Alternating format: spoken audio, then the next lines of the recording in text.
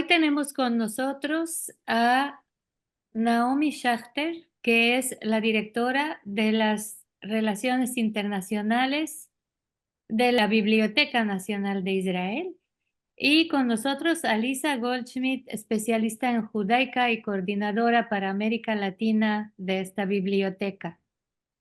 Una biblioteca que acaba de abrir. De hecho, abrió en octubre 2022, se inauguró, pero no es toda la historia.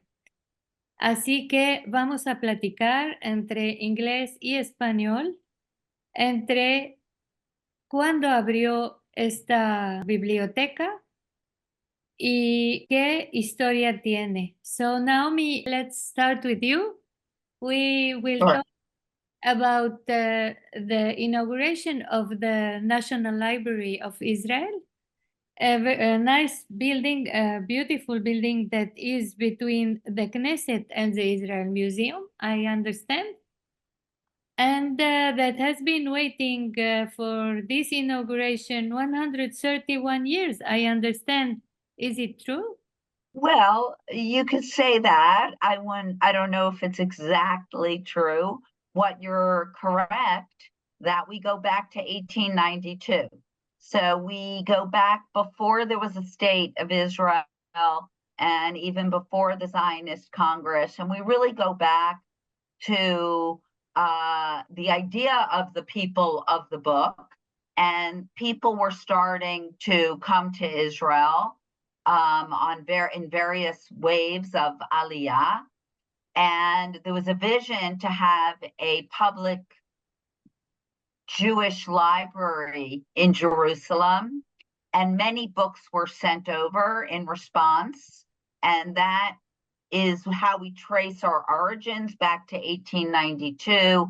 A lot of books were sent from Eastern Europe, and we were a small operation. And then the Hebrew University in the 20s was being established. And at that point, we had already grown, and they asked us to officially be their library. And so we were the Jewish National and University Library from the mid-20s, and we were a part of Hebrew University. If we fast forward through quite a bit of history, there started to be discussions about more officially establishing a national library of Israel, which certainly felt appropriate as the people of the book. And in 2007, the Knesset passed the National Library of Israel law. But interestingly, this law has two missions. Mission number one, to be a national library of Israel, as there are many other national libraries, and to collect the materials and preserve the materials and have them accessible for now and for future generations from Israel. But we have another mission, which is that we're the library of the Jewish people worldwide.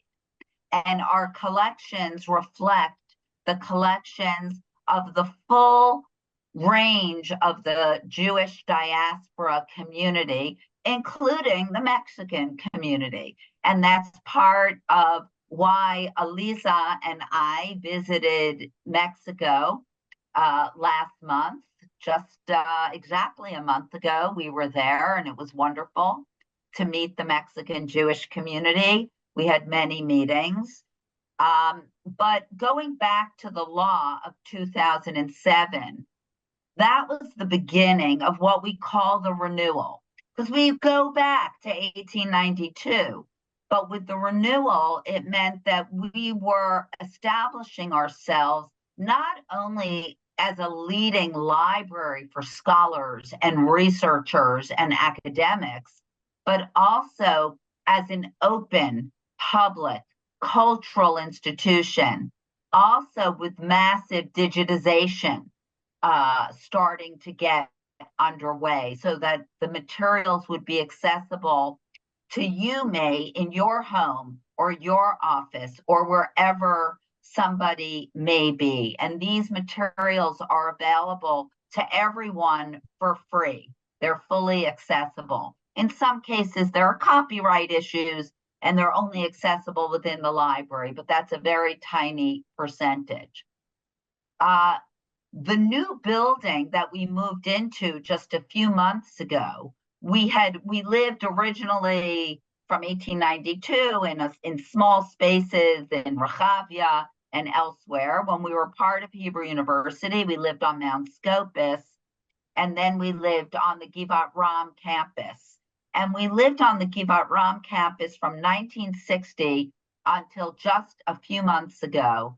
And we're privileged to have moved into our new, beautiful home, which is next to the Knesset and the Israel Museum. As you said, the government gave us this land, and the building was designed by the architects Herzog and Zimmeron, who are among the top architectural firms in the world.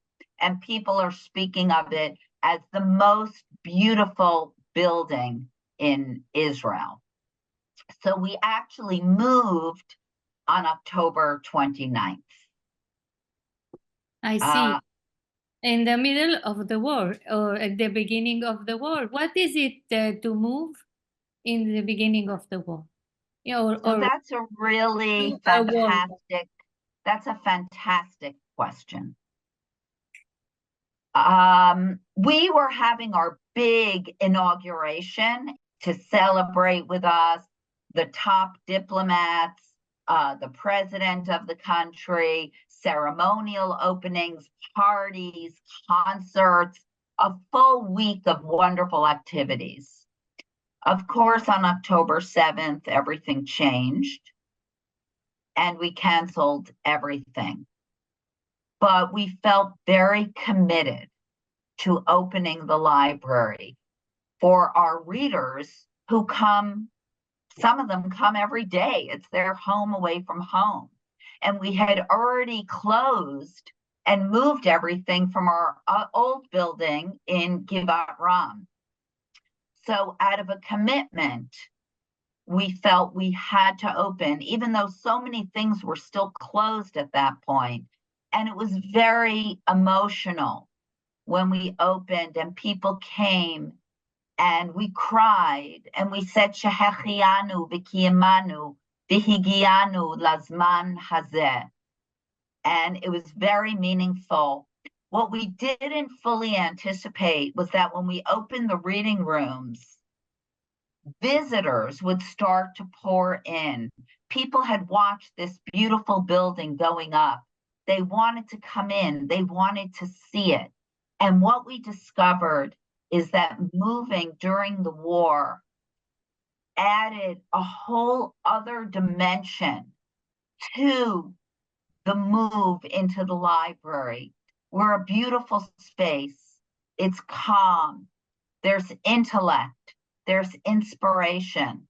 And we're a space that offers hope.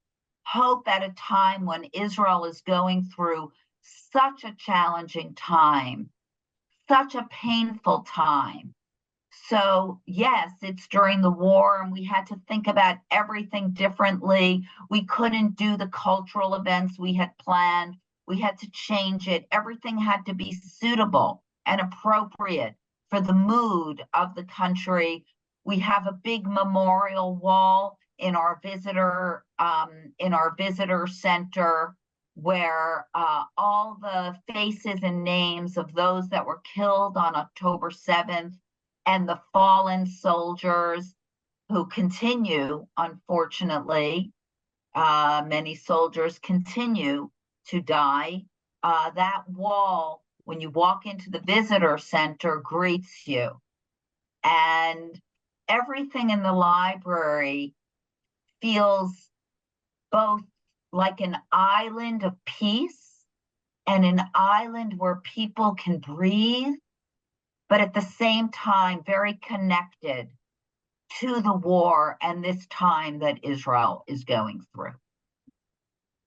How can a book bring peace? How can a book bring peace?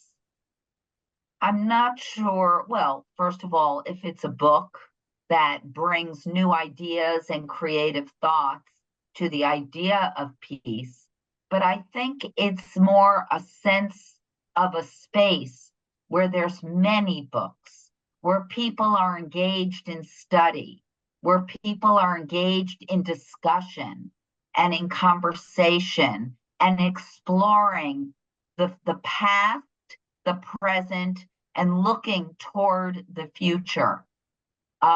Books and the larger gestalt of what a library is, and especially our library that also offers more than just books, offers strength and is part of the rebuilding.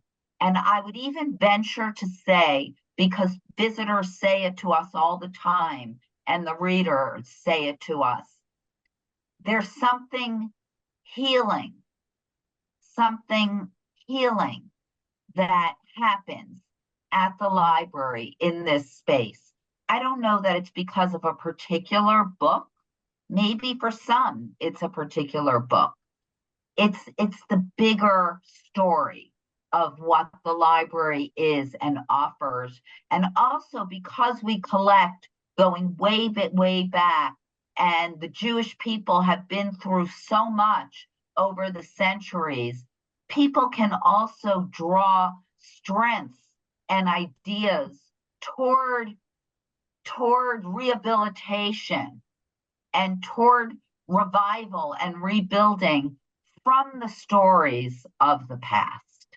We are the collective memory of the Jewish people. And so we recognized immediately, October 8th, nobody could do anything. Everyone was in a state of shock and, dare I say, catatonic.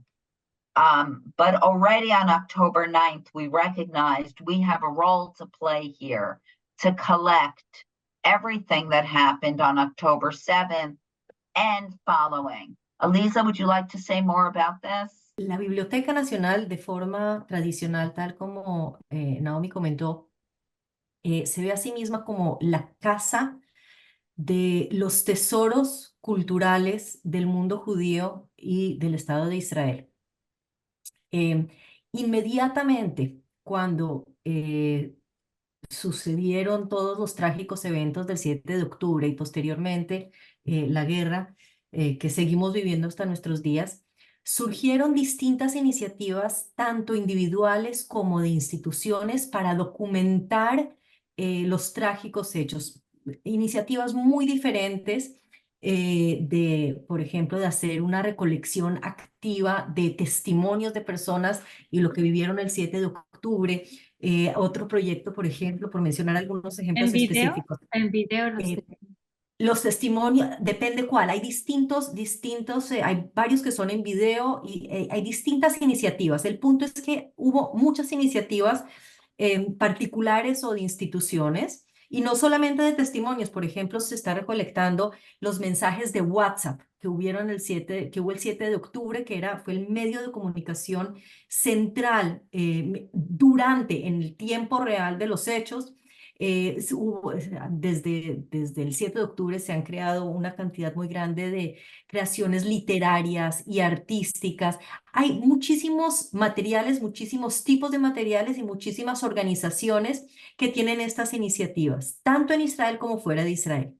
Lo que está haciendo la Biblioteca Nacional de Israel es ser el cuerpo que concentra todas estas iniciativas. Es decir, tenemos más de 100 iniciativas y organizaciones de distintas partes que eventualmente, hoy estamos en proceso, que la Biblioteca Nacional va a ser el hogar y la plataforma primero para conservar todo este tipo de material, segundo para organizarlo, catalogarlo. También aquí hay preguntas muy serias, preguntas éticas muy complejas. ¿Qué de este material se puede abrir al público? ¿Qué material no? Porque entra en privacidad de los individuos. Entonces, todo este tipo de procesamiento lo está haciendo la Biblioteca Nacional. Está en un proyecto que está diseñado para que dure al menos 5 años. en el proceso. Aprovecho la oportunidad también para decir a vuestros lectores, vuestra audiencia, que en la página web de la Biblioteca Nacional también personas individuales pueden subir materiales. Hay una plataforma, se entra, hay que meter algunos información básica, porque como sabemos, el impacto de estos sucesos que están teniendo lugar en Israel ha llegado también a las comunidades judías de todo el mundo. No hace falta que les explique. Entonces, cualquier tipo de material que tenga relación con estos hechos nos interesa poder conservar para que perdure la prosperidad y esté en una plataforma protegida. Y tener este bagaje tan impresionante para tenerlo y para futuras generaciones. O sea, si tenemos, por ejemplo, marchas que se han hecho en México o manifestaciones a favor de Israel, ¿podemos subirlas a la Por plataforma? supuesto que sí, cualquier material, es decir, obviamente que la marcha no se puede subir, pero si No, ustedes tienen, un video de la marcha. si tienen el video de la manifestación, si tienen fotografías, si tienen material impreso que haya sido publicado o en las redes sociales, testimonios escritos, grabados, todo, creaciones artísticas, absolutamente todo lo que tenga relación, la Biblioteca Nacional quiere recogerlo para poderlo conservar. Entonces, con mucho gusto podemos compartir el enlace a esta plataforma para que tanto ustedes como los oyentes puedan compartir. Pues sí, estaría muy bien. Y lo que te quería preguntar también es acerca de México. ¿Qué tienen relativo a México en la Biblioteca Nacional? Bueno, eh, me permito empezar un poco más, de forma más general, antes de llegar específicamente a México. Em, una, le- Prácticamente todo el mundo occidental tiene bibliotecas nacionales, pero lo que caracteriza a las bibliotecas nacionales es que recuperan la memoria, la tradición, la cultura de un lugar específico, de una zona geográfica específica. Por ejemplo, si vamos a la Biblioteca Nacional de México, entonces principalmente lo que hay ahí es todo lo que tiene que ver con la historia, la cultura, el idioma en el contexto mexicano. Una de las peculiaridades de nuestra biblioteca es que es la Biblioteca Nacional del Estado de Israel y del pueblo judío. Y en este sentido, nuestras colecciones ven como parte de sus objetivos centrales y su visión tener todos los materiales relevantes, no solamente lo que pasa en Israel, sino en todas las comunidades judías del mundo. Y también quisiera aclarar que cuando hablo de todos los materiales, en la Biblioteca Nacional se recogen libros, pero no solamente libros. Tenemos una variedad supremamente amplia de tipos de materiales. Tenemos fotografías, tenemos manuscritos, tenemos material de archivo, mapas históricos, mapas modernos, periódicos, material de audio, música, documentación oral, una variedad supremamente amplia de materiales. Y cuando hablamos de países del mundo, y en particular de México, nosotros podemos ver primero que tenemos un porcentaje muy alto de los libros publicados por judíos en México o libros que abordan la cultura judía mexicana desde cualquier aspecto. A propósito de esto, es para mí un gusto comentarte que hace poquito tuvimos una visita organizada por Tribuna Israelita de líderes comunitarios mexicanos.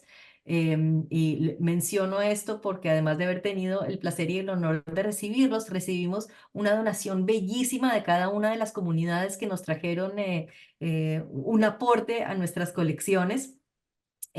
Así que tenemos mucho y nuestro objetivo es poder llegar a tenerlo todo. Y nuevamente, por ponerte otro ejemplo, uno de los departamentos que están en la biblioteca es el Archivo Central de la Historia del Pueblo Judío. Es un archivo que se especializa en comunidades del mundo y tenemos muchísimo material original de México, de distintas épocas, que es realmente muy impactante y quizás lo más sorprendente es que las comunidades mismas muchas veces no tienen conciencia que parte de sus propios tesoros culturales se encuentran en nuestra biblioteca. Así que obviamente no te puedo compartir absolutamente todo en una breve reunión, pero sí me gustaría invitarte a ti y al resto de los oyentes a que exploren nuestras colecciones, a que se asesoren con nosotros si tienen alguna búsqueda específica. En México tenemos un centro que es el Centro de Documentación e El Investigación, CEDIJUM. el Si CEDIF. nosotros tenemos cercanas relaciones con el CEDIJUM ya hace un tiempo considerable. Estamos incluso adelantando un par de proyectos conjuntamente. Hacen un trabajo maravilloso en el CEDIJUM. Y sí, para nosotros eso este tipo de contactos y relaciones es parte de nuestros objetivos centrales, de poder crear lazos y compartir materiales con el judaísmo del mundo. Pues qué maravilla. Eh, Ahora quisiera preguntarles cuáles son los tesoros más importantes, Alisa, que alberga esta Biblioteca Nacional. Bueno, me haces una pregunta dificilísima, porque en realidad tenemos muchísimos tesoros de épocas muy distintas, de características muy diferentes. Em, Quizás incluso antes de hablarte específicamente de algo, lo primero que quiero hacer es invitarte a ti y a todos nuestros oyentes a que visiten nuestro centro de visitas, porque esa es una de las novedades de este nuevo edificio, además de la biblioteca para los lectores e investigadores, el centro cultural y de educación.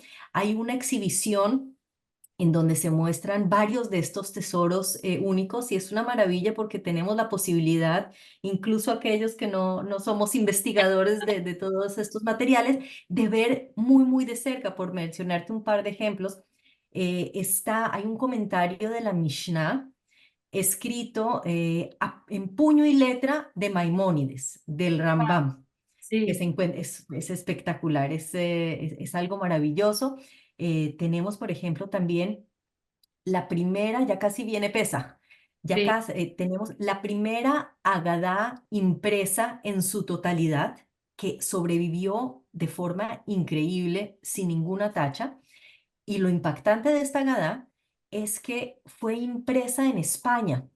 ¿Por qué es impactante? Porque la tecnología desde que se inventó la imprenta, eh, fue a menos de 20 años, que llegó a España, menos de 20 años antes de la expulsión, y los judíos inmediatamente llegó la tecnología, imprimieron material en hebreo, y en nuestras colecciones tenemos esta Gadá completa que fue impresa todavía en España y que sobrevivió hasta nuestros días.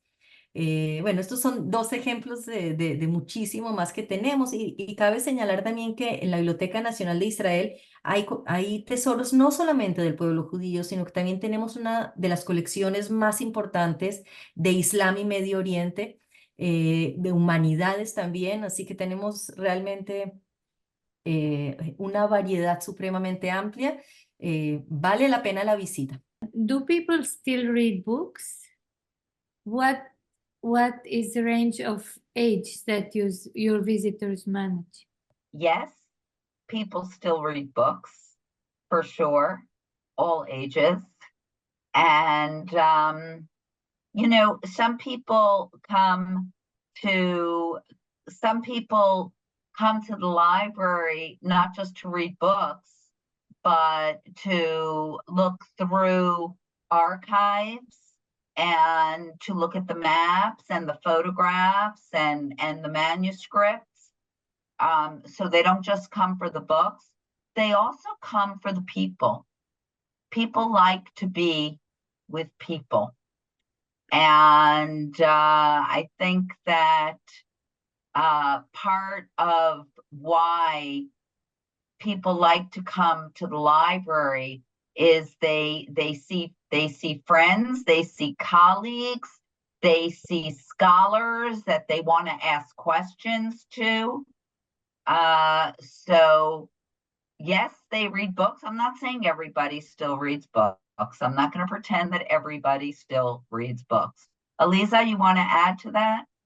La verdad es que si quisiera agregar solo un pequeño comentario. que es muy significativo y creo que responde a la pregunta.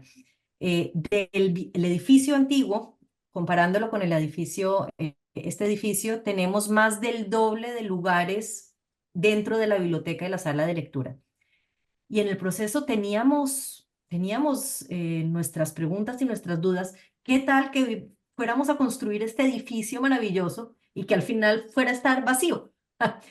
Y no, absolutamente nada. Abrimos la biblioteca en una época muy difícil, sin hacer propaganda, sin hacer ruido, y desde el primer día las salas de lecturas están siempre repletas, repletas. Es algo que a mí personalmente me emociona muchísimo.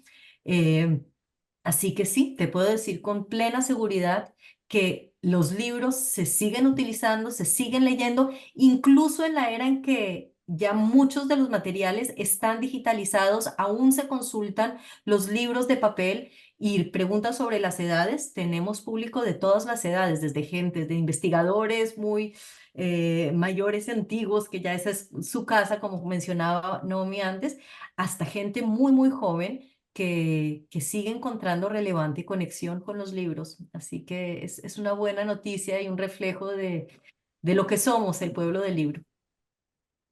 Uh, Also, I don't know if you just said this as regarding ages, because we have such a vibrant educational program.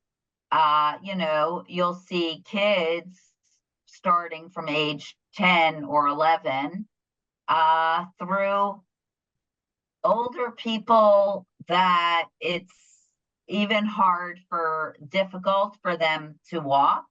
So the age range is very, very broad. And our education, it's an opportunity to add that our educational program is very, very, very popular. We have thousands of school children who come to the library, and we train teachers in how to use our primary sources in their curriculum.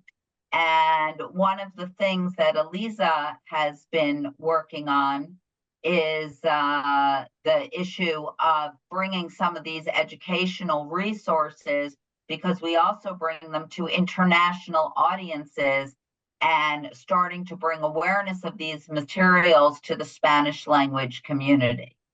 What else do we find in the National Library? Because I'm sure a lot of our readers will include the National Library as one of their favorite spots to go to Israel. I know I will. So what do you advise us? How do we see all the material, all the treasure that you have?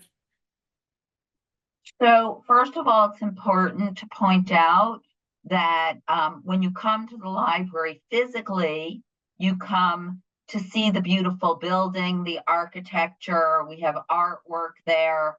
We have the exhibition space that highlights our treasures, such as the handwritten Maimonides that Eliza mentioned, such as the first printed Haggadah that she mentioned. In what language is the Maimonides? It's written in Hebrew letters, but it's I believe it's in Aramaic. Yes, interesting. And this was his copy that he traveled with when he was running from wars from Morocco to Palestine to Egypt, where he ultimately ended up living most of his life. But it's interesting you asked that question, because we have many, many things that are written in Hebrew letters, but they're not Hebrew language. So it can be Ladino, it can be Yiddish, it can be Aramaic and Judeo-Arabic, Judeo-Italian, etc. There are many, many what we call hybrid Hebrew, where it's Hebrew letters, but not not the Hebrew language, just written in Hebrew. We have many manuscripts in all of those areas. So when you come to the library physically, you're coming to experience and to explore as a visitor the beautiful surroundings, and to go to the exhibition, and to, by the way, to have delicious coffee and food in our cafe and restaurant. They've become very popular. It's the place to hang out now. I see my friends there all the time, and I'm like, what are you doing here? And they're like, this is the place to be. It's become the place to be. I mean, and it's funny because, you think about a library, and who thinks of a library as the cool place to be? But that is what is going on. It's the cool place to hang out. But I don't want to ignore the importance of the massive digitization that we've done, where you can visit the library from your own home and from your own computer, because massive digitization has been done. Our photographs, our maps, our manuscripts, the rare books, the historic press, these things are all accessible to you online from wherever you are, and for free. We even have a virtual, our permanent exhibition that people love to explore. We even have a presentation of it virtually, so that you can even visit our exhibition online. First of all, I really want to thank you, May, for this opportunity. And we were introduced through the former ambassador, the Israeli ambassador to Mexico, Zvi Tal. And I want to thank you for the opportunity that you've provided for us to speak to your community and your audience. So thank you for that. And yes, we welcome you to come both physically and to explore our website. I want to add something. Someone like Eliza, who is in charge of the Judaica reading room and the Judaica collection materials, she's a reference librarian. So if you're looking for something and you can't find it, we're available by WhatsApp, email, telephone, and we get thousands and thousands of inquiries from around the world for people doing research or who need some guidance. We offer that guidance to you. You have your own personal librarians at the National Library of Israel. That's a great and some honor. of them even speak Spanish.